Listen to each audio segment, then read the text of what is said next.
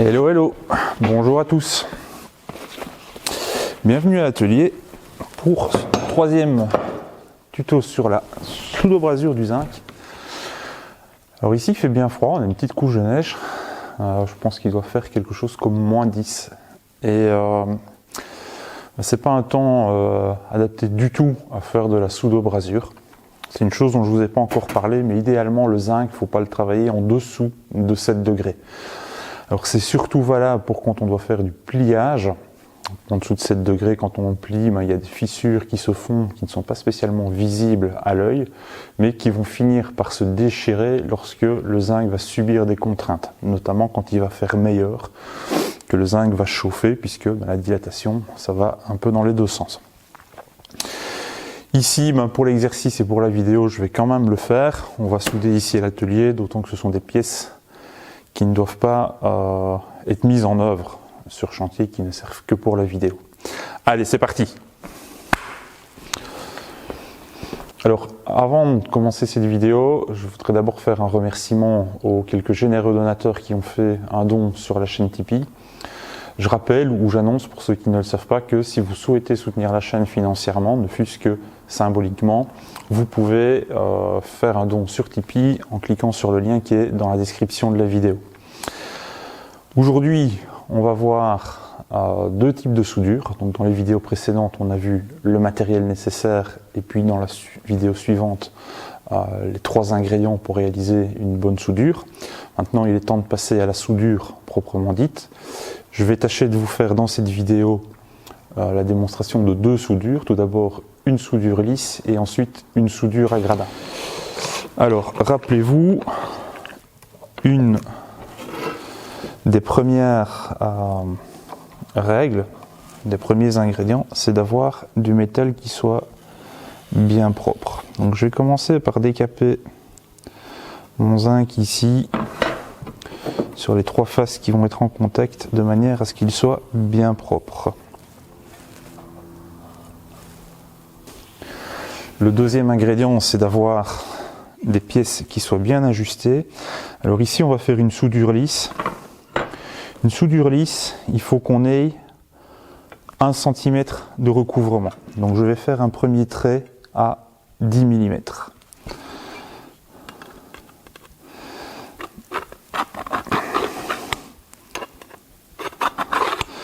Voilà, ici on a 10 mm. Là, je vous ai rapproché pour que vous voyez un petit peu ce que je fais. Donc j'ai fait un premier trait à 1 cm qui correspond au recouvrement de mes 2 pièces entre elles. Donc j'applique la pièce amont sur la pièce aval le long de ce trait à 1 cm. Pour avoir une bonne répartition de la matière, il faut que j'ai une matière qui soit répartie suivant la règle 1/3, 2/3. Donc 1/3 sur la partie aval, 2/3 sur la partie amont.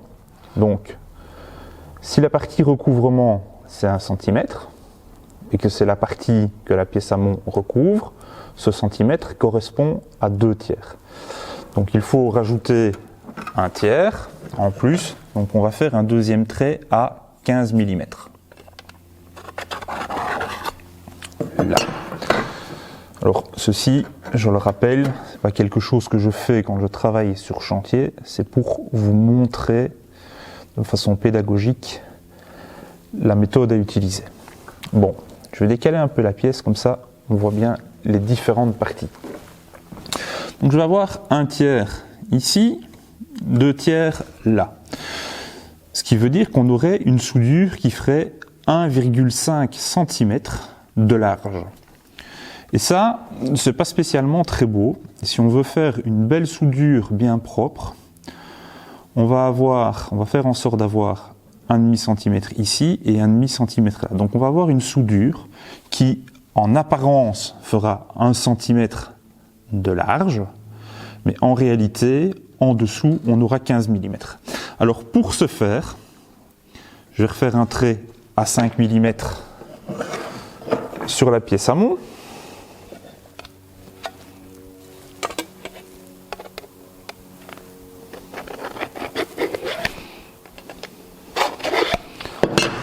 Voilà.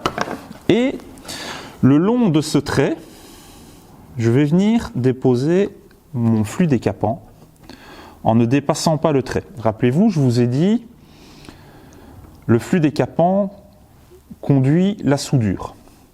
Là où il y a du flux décapant, il y a de la soudure. Là où il n'y a pas de flux décapant, il n'y a pas de soudure.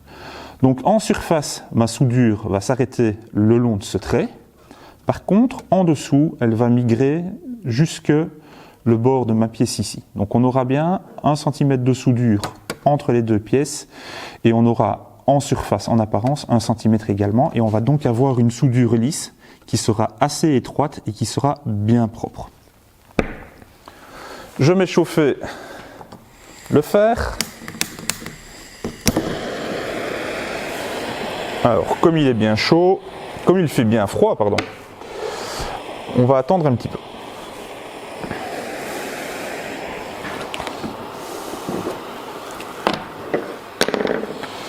En attendant, je peux déjà décaper mes pièces et appliquer du ciment. Alors, pour que ce soit propre, je vais vraiment m'appliquer à faire en sorte que mon zine soit déposé le long des traits que j'ai fait à la tracette.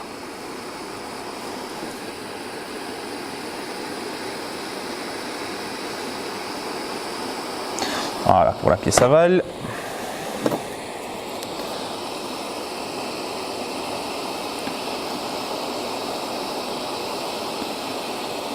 Voilà pour la sous-face de la pièce amont. Et on fait la même chose sur le dessus de la pièce amont. C'est important de bien appliquer le décapant parce que c'est vraiment là que la matière d'apport en fusion va aller se déposer.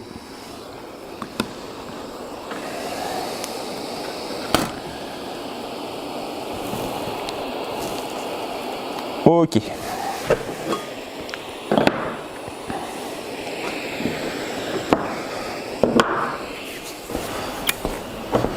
Voilà, mon fer est bien chaud et on va commencer à pointer la pièce.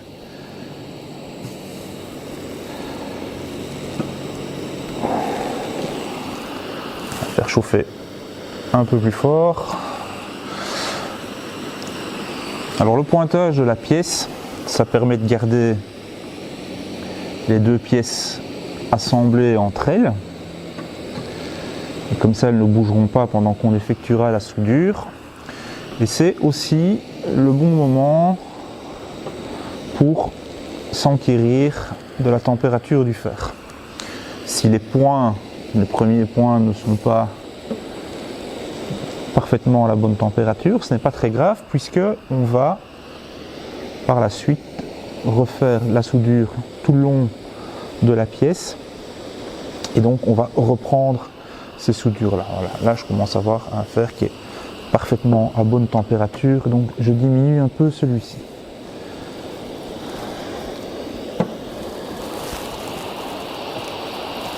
Ok, je vais reprendre un peu de flux décapant et en remettre une toute fine couche. Voilà, pour repasser sur les points. Alors pour faire ma soudure lisse, je vais prendre de la matière de la targette avec mon fer. Je vais venir la déposer. Voilà, je prends assez bien de matière. Je vais venir la déposer sur les deux pièces. Et je vais disposer mon fer à plat, comme ceci, sur la partie amont. Voilà, ni plus ni moins. Je transfère la pression que j'avais avec la panne de mon fer, je la transfère sur la targette. Et une fois que ma soudure s'est refroidie, je peux lâcher la pression. Et je continue ainsi de suite. Je prends de la matière, voilà, je la dépose, je dépose ma panne sur la pièce amont, je transfère la pression et je laisse refroidir la soudure. Voilà, c'est pas plus compliqué que ça. Je prends un peu de matière, je la dépose sur mes deux pièces, je laisse la panne sur la pièce amont, je transfère la pression et je laisse refroidir ma soudure.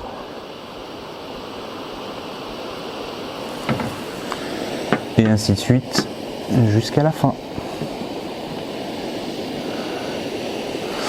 Alors quand on a un peu l'habitude, ce qu'on peut faire également, c'est transférer la pression et tirer un petit peu avec la panne. Je réappuie avec ma panne, je rapproche ma targette et je tire un peu avec ma panne. Et tant que j'ai assez de matière, ben je peux avancer comme ça jusqu'à la fin de ma pièce. Voilà, une première soudure de réaliser. On attend qu'elle refroidisse convenablement.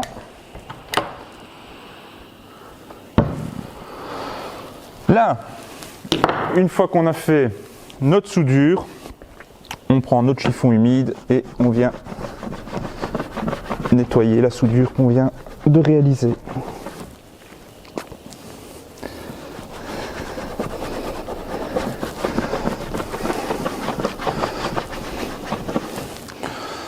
Voilà. Et si on a bien travaillé, on peut regarder derrière. Et qu'est-ce qu'on peut voir? On peut voir que la soudure, elle a migré, elle a même dépassé. On peut la voir ici tout le long. Et donc ça veut dire que j'ai bien de la soudure qui a migré entre mes deux pièces, sur toute la largeur du recouvrement, donc 1 cm. Alors que en surface, j'ai au niveau du recouvrement, je n'ai que 5 mm. La soudure qui est en surface, ce n'est pas elle qui fait le gros de la force. La force, c'est la réaction qui se fait entre le métal en surface. C'est des réactions atomiques, hein, c'est de la physique, ou la chimie en fait plutôt, qui fait l'accroche entre mes deux pièces. Donc c'est vraiment ici, entre les deux, qu'on a toute la force de la soudure. Et c'est bien d'avoir de la soudure qui dépasse, donc ça élargit la surface d'adhérence, d'accord. Et en n'ayant pas trop de matière qui déborde sur l'amont de la pièce, ben on conserve une soudure qui est relativement étroite, qui est bien lisse, qui est bien propre et qui reste esthétique. Alors ça, on peut aller le mettre à l'étau. Je vais vous faire la démonstration. Vous allez voir que c'est pratiquement inarrachable. Ce qui peut arriver, c'est que la pièce se déchire, mais pas la soudure qui casse. Alors, je viens placer la pièce dans l'étau. Là, je le mets juste à ras de la soudure, comme ça.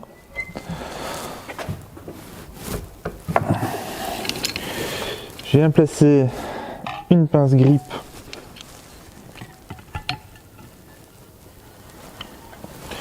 de l'autre côté.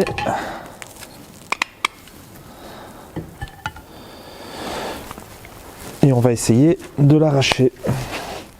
Alors on peut voir que même quand je tire, ça résiste très bien. Voilà. Alors j'ai réussi à arracher un petit peu de soudure. Et tout de suite, c'est ma pièce qui se déchire. Et la soudure en elle-même, elle a bien résisté. Donc on a vraiment quelque chose qui est très solide.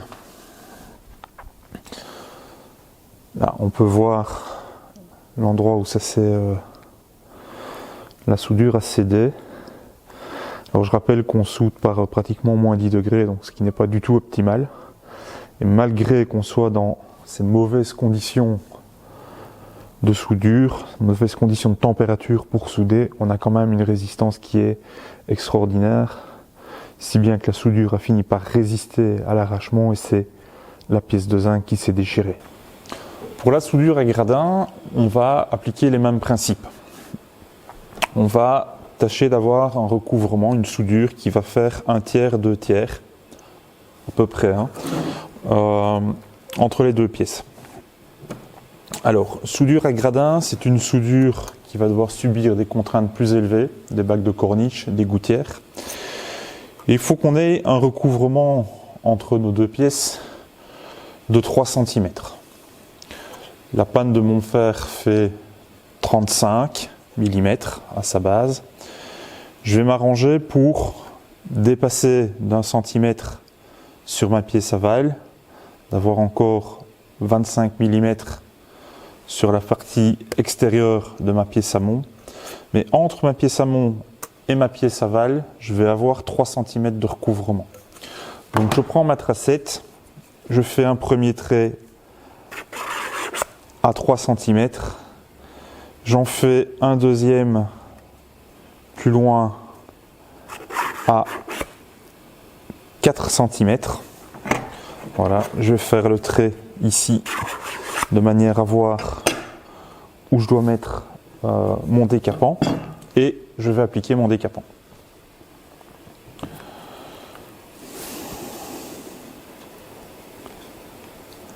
Petite astuce, c'est que sur le bord de mon pinceau il y a une petite nervure et j'appuie cette nervure sur le bord de ma pièce de zinc et je sais appliquer mon décapant de façon parfaitement linéaire.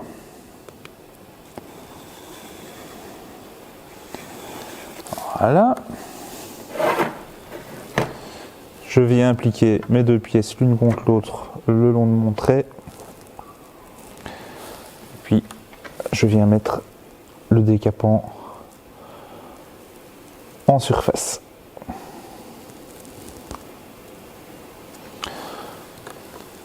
Là, je vous rapproche tout de suite pour voir la soudure de près.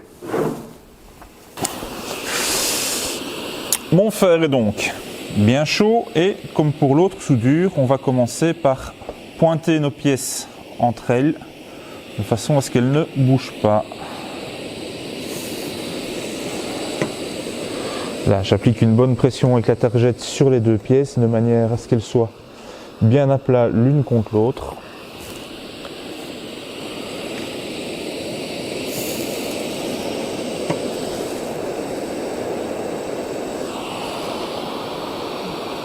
Voilà, j'ai un fer qui est très chaud, donc je l'ai un peu diminué.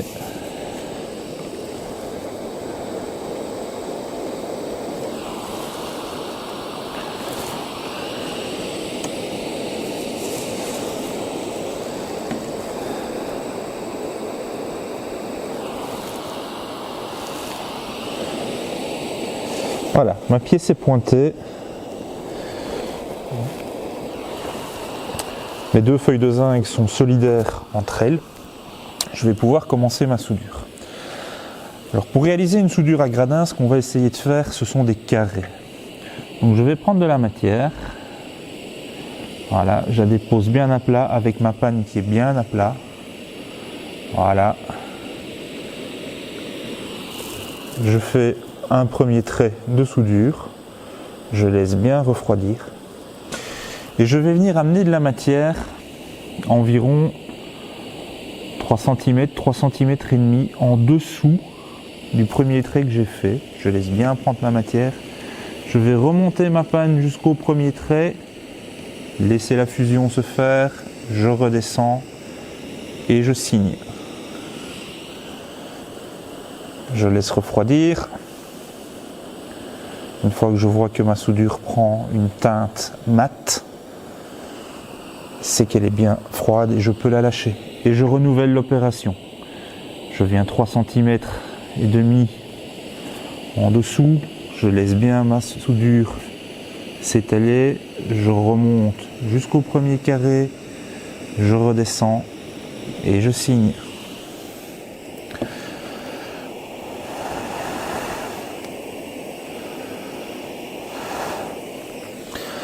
Alors quand on le fait à plat, c'est assez facile.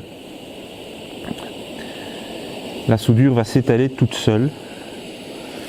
Ça demande un peu d'exercice d'arriver à le faire avec des pièces qui sont pentues, comme dans des gouttières. Par contre, quand on est en faible pente, là ici j'étais un peu vite, j'ai pas mis assez de matière, donc je vais la recommencer.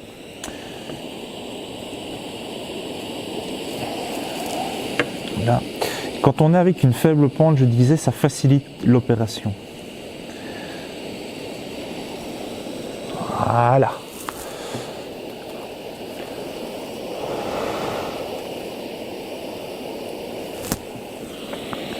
et ainsi de suite jusqu'en bas. Donc quand vous ferez cet exercice, pour ceux qui veulent s'entraîner, commencez à plat et puis commencez à mettre vos pentes, vos pièces de zinc en pente de plus en plus forte. Vous mettez ça sur un plateau, commencez par mettre un chevron pour avoir un peu de pente, puis un morceau de poutrelle, puis deux, et vous devez arriver à pouvoir faire des soudures pratiquement en verticale. Et ça, je vous le montrerai le résultat qu'on obtient lorsque je ferai la vidéo sur la réalisation d'une gouttière demi-lune. Je vais vous expliquer comment je procède pour assembler 2 tronçons de gouttière.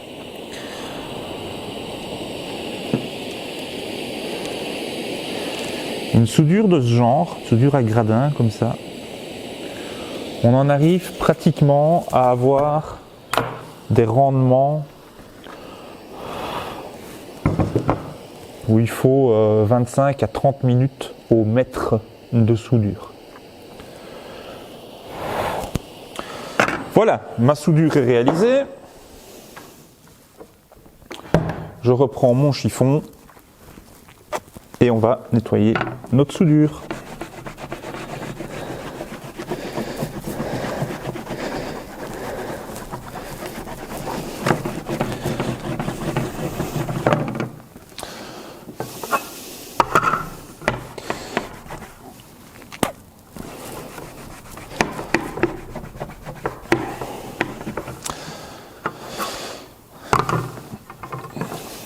Là, on voit bien que les 2 pièces de zinc sont assemblées par une soudure avec une répartition d'environ 1/3, 2/3. On voit que chaque carré délimité par les gradins sont réguliers, hein, on est pratiquement aussi long que large. Ils se répètent les uns après les autres, donc chaque fois que je réalise une soudure, je viens rechercher le gradin du dessus, je redescends la matière pour former le gradin du dessous. C'est ainsi que les gradins vont se former et c'est ainsi qu'on est certain que la matière en fusion de ce gradin est bien solidaire de celui-ci, qui est solidaire de celui-là, et ainsi de suite. Si je retourne ma pièce maintenant derrière, de nouveau, on voit que la matière en fusion a migré sur la partie en recouvrement des 2 pièces de zinc et qu'elle déborde de l'autre côté. Voilà, ça c'est une pièce, on est sûr et certain qu'elle ne va pas se rompre sous l'effet de l'attraction, dû à la dilatation, à la rétractation du zinc, notamment en hiver. Dans les gouttières, il faut prévoir des dilatations à partir d'une certaine longueur, mais ça je vous en parlerai plus tard. Voilà, cette 3e vidéo s'achève ici. Avec ces 3 premières vidéos sur la pseudo-brasure du zinc, vous êtes en mesure d'acquérir le matériel nécessaire si vous ne l'avez pas encore. Vous êtes en mesure d'effectuer vos premières soudures, de vous entraîner en tout cas à réaliser des soudures pour vous faire la main. Je le répète, c'est quelque chose qui demande de l'entraînement. C'est quelque chose qui vient avec le temps, c'est un tour de main attrapé. Avant de clôturer cette vidéo, je vais vous donner un dernier petit détail, c'est que la panne, elle a chauffé, elle a subi des attaques acides de tout ce qui va autour. La petite brosse, elle est bien pratique pour la nettoyer, pour enlever l'excédent. Voilà, comme ceci. Toutes les crasses qui traînent dessus. Voilà, avoir un matériel qui est propre à l'usage pour la prochaine fois. Et personnellement, je la repasse une dernière fois sur la pierre, voilà, pour qu'elle soit bien décapée, bien propre. La prochaine fois que je prendrai mon fer pour l'utiliser, il sera tout de suite prêt à l'emploi, ma panne sera bien propre, elle sera bien nette. Sur ce, je vous souhaite une bonne soirée, une bonne journée, une bonne semaine, pour quand vous verrez la vidéo, et je vous dis à bientôt. Ciao, ciao.